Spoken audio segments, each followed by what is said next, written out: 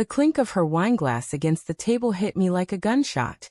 Sarah's hand trembled as she set it down, her crimson lipstick smearing the rim like blood on a blade.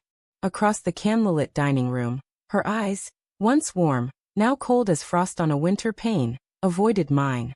The divorce papers sat folded beside her plate, crisp and white, an uninvited guest between the roasted lamb and the silence.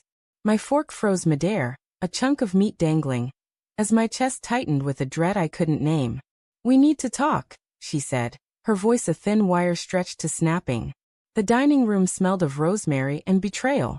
The oak table, where we'd laughed over late-night takeout and planned our future, now felt like a battlefield. I lowered my fork, the metal cool against my palm, and stared at the papers. Their edges were sharp, precise, as if they'd been waiting to slice through our marriage. My pulse thrummed in my ears, drowning out the soft jazz humming from the speaker in the corner. "What is this?" I asked, though I knew. My voice cracked, raw and unsteady, like a boy caught stealing. Sarah's fingers twitched toward the papers, then retreated to her lap. "It's time, David," she said, her words clipped, rehearsed. "We've been drifting. You know it." Drifting. The word stung, vague yet cruel, like a slap you don't see coming.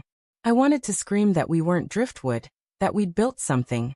15 years, a home, dreams of a child we never had.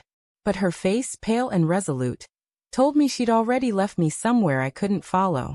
I reached for the papers, my hands shaking, not from anger, not yet, but from a hollow ache that felt like falling. The first page was a cold litany of legalese. Dissolution, irreconcilable differences, equitable distribution. My eyes snagged on her signature, bold and looping, as if she'd signed a love letter instead of a death warrant. "When did you decide this?" I asked, my throat dry as ash. The candle flickered, casting shadows that danced like ghosts across her face. "Months ago," she admitted, her gaze flicking to the window, where rain streaked the glass like tears. "I didn't know how to tell you. Months." The word carved into me, sharp and deep. Months of her lying beside me, her breath warm on my neck, while she planned this. I thought of the late nights she'd spent at the office, the phone calls she took in hushed tones, the way her laughter had faded like a song I couldn't recall. Had I missed the signs, or had I chosen not to see them?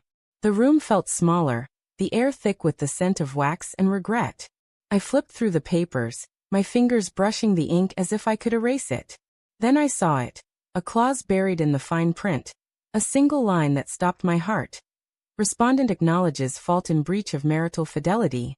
My breath caught, a jagged thing in my chest. Infidelity.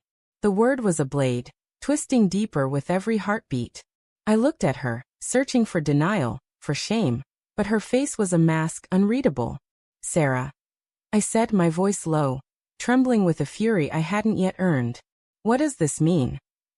She didn't answer. Her silence was louder than any confession, filling the space between us with truths I wasn't ready to face. I thought of the coworker she'd mentioned too often, Mark, with his easy smile and late-night texts she'd dismissed as work. I thought of the perfume on her coat, a scent I didn't recognize, and the way she'd started locking her phone.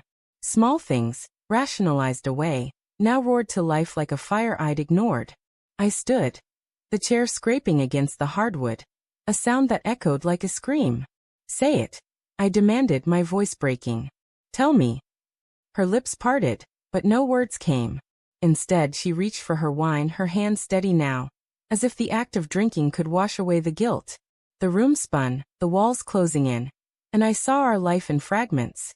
Her hand in mine at our wedding, the way she'd cried when we lost the baby, the quiet mornings when we'd read together in bed. Had it all been a lie? "I didn't mean for it to happen," she said finally, her voice barely above a whisper. "It was a mistake. A moment.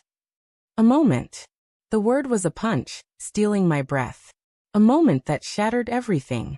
I wanted to ask who, when, where, but the details felt like poison I couldn't swallow. My hands clenched, nails biting into my palms, and I wondered if I was angry at her or at myself for believing we were unbreakable. The doorbell rang, sharp and jarring, cutting through the haze. Sarah flinched, her eyes darting to the door. "That's the lawyer," she said, her voice faltering. "I asked him to come." A lawyer. At our dinner table. The audacity of it burned, but I nodded, numb, as if I were watching someone else's life unravel. I opened the door, and there he was, Mark, her coworker, in a crisp suit, his face a mix of pity and professionalism. My stomach lurched, the truth clicking into place like a lock I couldn't unpick. "David," Mark said, his voice smooth, practiced.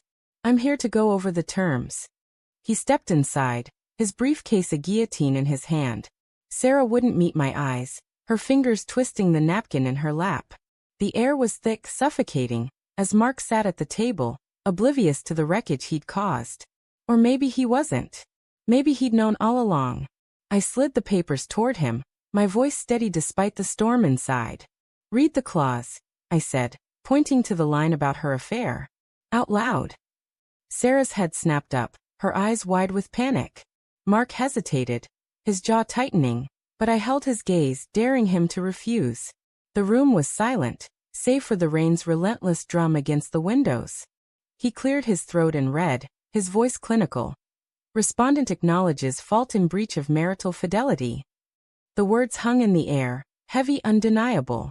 Sarah's face crumpled, a sob escaping her lips, and for a moment, I saw the woman I'd loved, vulnerable, human, broken. But the moment passed, and all I felt was the weight of her betrayal, cold and unyielding. Mark closed the papers, his hands steady, but his eyes betrayed a flicker of guilt. "David," he started, but I cut him off.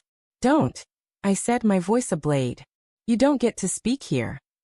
I turned to Sarah, my heart a tangle of love and rage. "You brought him here. To our home. To end us." She didn't answer, her tears falling silently, staining the tablecloth. I wanted to hate her, to hate them both, but all I felt was loss, a hollow, aching void where our life used to be. I signed the papers, my hand shaking, the pen scratch a final note in our story. "Take them," I said, shoving them toward Mark. "And get out."